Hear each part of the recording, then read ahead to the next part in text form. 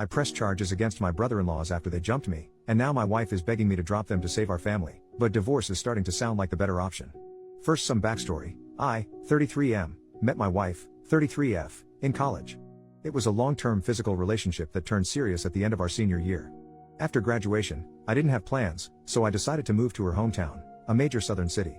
I didn't know anybody, so we were together 24/7 and moved in together within a year. During this time, I met her family a few times. She had a huge extended family where her mom, Sharon, was the matriarch. Her dad died in a workplace accident, and her mom got a lot of money. She was smart and invested and is doing well. All of Sharon's siblings and nieces and nephews look to her for advice on all major life decisions. She's paid for school, weddings, and helped start businesses. My wife has two brothers who I always got along with. We would hang out independent of my wife a few times a year. We got married after 3 years, and when my son was born, Sharon bought us a house 3 blocks from hers.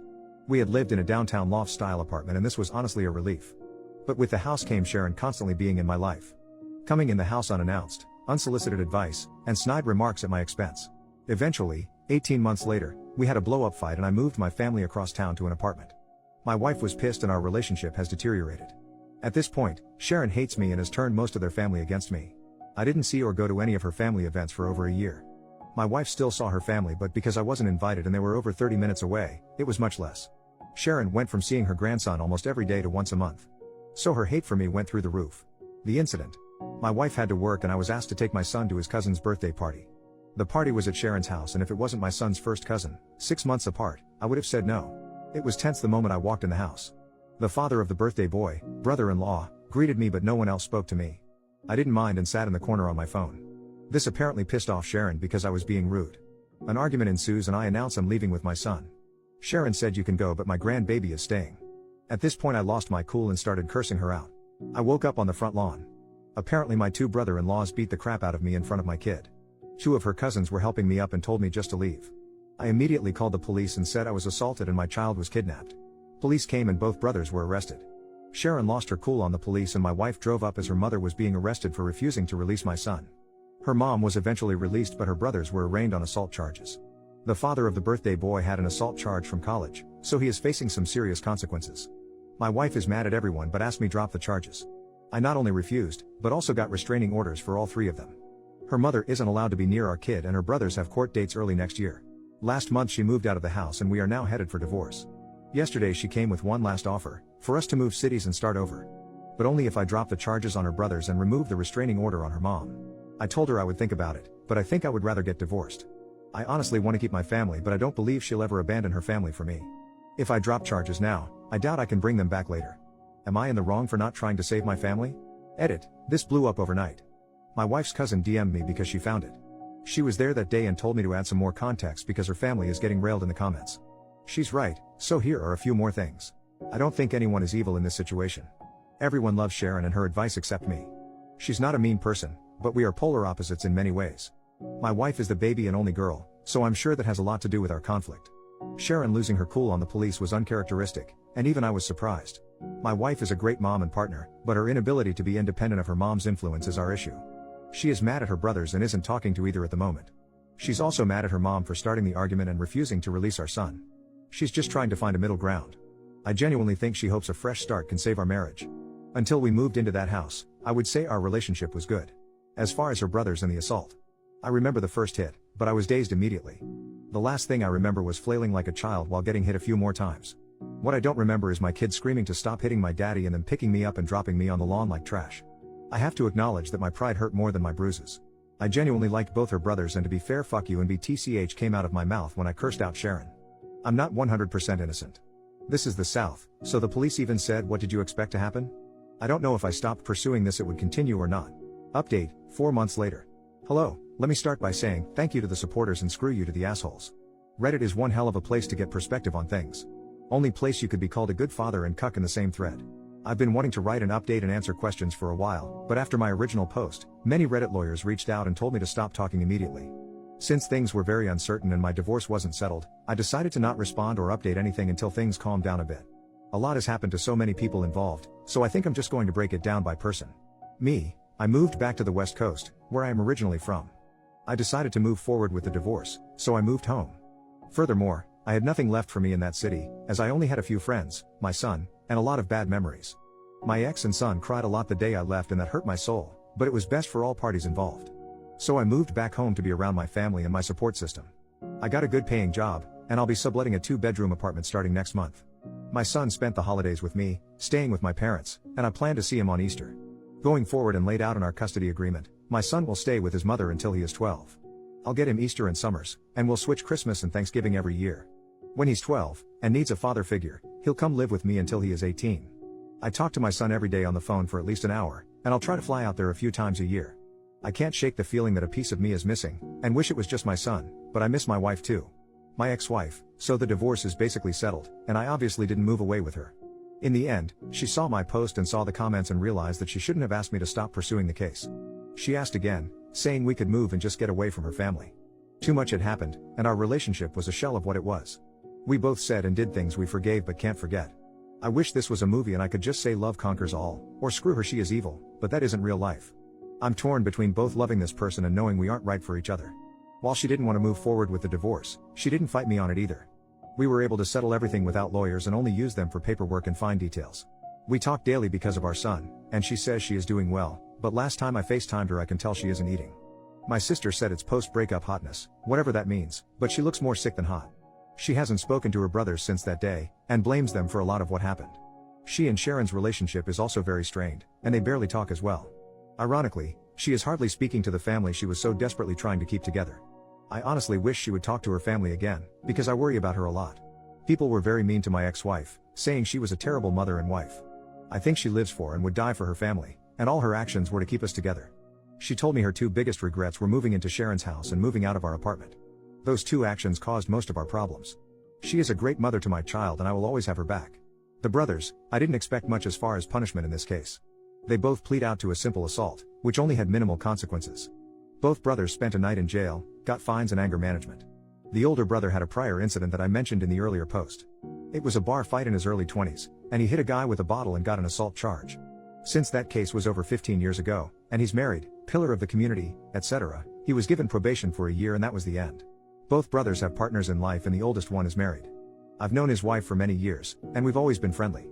Because of the restraining order, both spouses reached out on behalf of the brothers to speak to me. I barely knew the younger brother's girlfriend, but since I knew the wife, I spoke to her. She said both brothers regretted their decision, and she asked me to lift the restraining order and not to pursue charges. We had a brief conversation, but I simply told her I don't forgive her husband and brother-in-law, and I'm moving forward with both. As we ended the conversation, I told her not to call me again, and I haven't heard from either brother since. I don't know anything beyond what the ex tells me, and she isn't speaking to them. Sharon, so I did have it out with Sharon, and it went about as well as you can imagine. Here is a little backstory to our relationship. Let's start by saying my ex and her family are devout Christians who go to church weekly. I'm a lapsed Catholic who goes to church 3 times a year. I live a very moral and ethical life, but my belief system isn't centered on the church. Furthermore, I consider myself a moderate liberal, and their family is moderate conservatives. For example, I'm down for the Second Amendment, and Sharon supported gay marriage. Ideologically we were far apart but agreed on the important things in life. The real problems began when my son was going to be baptized. My mom wanted to get our son baptized Catholic and Sharon wanted him baptized Protestant. Lots of snide remarks about Catholics were said, but I let it go at the time. The ex and I decided to wait and let our son decide, which Sharon hated. When my ex started going back to church and I wasn't in attendance, that further widened the divide. Her family would go by Sharon or someone else's house after church for lunch or dinner, and I either showed up later or not at all. Every time Sharon didn't agree with the decision we made as a couple in regard to our lives, especially my son's life, she would start leaning on my wife and pressuring her behind the scenes. We would literally make a decision, and she would go to her mom's house and then come back with a different opinion. The most frustrating part is she stopped trying to talk to me at all. She would literally just call my wife and get her to change her decision. The big fight that led to us moving out was that my son wanted to play soccer and not football, but my wife's family is a huge football family. We agreed for him not to play football because he didn't want to play in our concerns about CTE. My wife comes home one day and does a 180 saying that she signed him up for football. We start arguing and Sharon comes in the house unannounced and joins the conversation, saying we decided it would be good for him. I got pissed and told them Sharon is not my son's parent and my ex shouldn't be so weak when her mom is pressuring her to do something we decided not to do. Then she said the words that sealed the deal, my opinion should matter. I bought the house. I started looking for a new apartment that night and never looked back. So when we talked, and neither of us raised our voices but it wasn't a nice conversation. I started and apologized for calling her a BTCH, and she apologized for trying to keep my son without my permission. She flat out told me she wished my daughter never met me and that I've ruined her family. That her sons have criminal records now, even though one already did, and it's all my fault. She then started crying about not seeing my son and how she lost her only daughter. I told her she was manipulative and used her money to control the family. That she only didn't like me because she couldn't control my decision like her weak-willed family. I also told her she consistently overstepped her boundaries in regard to my child and marriage, and she put her own selfish interest ahead of her daughter's happiness. After spending an hour calling each other jerks in different ways, we ended things in the same place. In the end, I told my ex her mom could see my son because Sharon loves him unconditionally, and he loves her. Call me stupid, but I think family is a big part of your upbringing. My mom isn't around him enough and every child needs a good grandma. The ex said she has been to a few family situations that were hard to avoid: wedding, funeral, Thanksgiving, but she leaves when her brothers come and my son doesn't leave her side. Sharon has seen my son and he has played with his cousin, birthday boy from Original Story, but she's keeping him from the family for the time being. My son, he's having a hard time with everything. It's not the fight, he thinks we were wrestling. He misses me a lot and cries on some of our phone calls. He's in therapy and all the sessions are about missing his dad and why we can't live together. It's been a few months, and it's slowly getting better, but we ruined his childhood and I take my share of responsibility in that. The cousin, she is my wife's first cousin, but they are more like sisters. Sharon is her aunt by marriage, and she was the first to warn me about the family. She was also eviscerated by the comment sections for having me add to the story. She told me I was out of line for calling Sharon a BTCH, but didn't feel I deserved to get beat up. Likewise, she also grabbed my son when the fight happened and took him away. She was the one who told my son we were wrestling, and she called my wife to come immediately. When Sharon was being handcuffed, the cousin came outside holding my son. I told her to give him to me, but she pointed at my swollen face and asked if she could hold him. I trusted her enough in that situation to care for my son, so I respected her enough to add those details. She didn't deserve the shit comments either. Conclusion: in the end everyone in their family read the original post, but because of divorce and assault cases, no one directly contacted me other than my ex. It wasn't a hit to say the least, but I only care that hit hurt my ex's feelings. I think seeing everything written out from my perspective opened her eyes. Obviously some things were left out and broad strokes were made to explain complex situations. In the end she said I didn't lie, but she thinks I painted her family in a horrible light. We thought about writing a joint update, but we aren't talking enough to make that happen. I told my ex about this post and asked if she wanted to read it before I posted, and she told me to write whatever I want. Nobody won here, we all lost. Relevant comments. Commenter number 1, I understand everything else, but did you really have to abandon your kid? OP, I knew I would get destroyed for this, but abandon is a strong word. I didn't abandon my son, I left for better opportunities in life for both of us. Both mentally and financially. My chosen profession has more opportunities here, I was only there for my wife and child. My career picked up during the pandemic because I could work remotely, but in-office work is becoming mandatory again. I was already going to have to quit or move companies, so the timing was right. Also, my mental health is 10 times better now that I have left the city. For months, I gave my child fake smiles while trying to be a good father. I was a shell of the man I wanted to be. I'm still broken by what's happened, but I'm in a better place mentally, and in the long term, I'll be better financially. Commenter, you left for better opportunities in life for both of us? For you, yes. For him, not really. OP, I was responding to something else you wrote, but saw you responded to this. Your assessment of my situation is understandable. But me working for less money and being constantly unhappy isn't good for my son either. If I could have stayed in state, trust me I would have, but the economy is screwed. I used all my savings to continue paying bills and lived with my parents for free to start over. Maybe I could have found happiness there, but I didn't see it happening. We are co-parenting the best we can.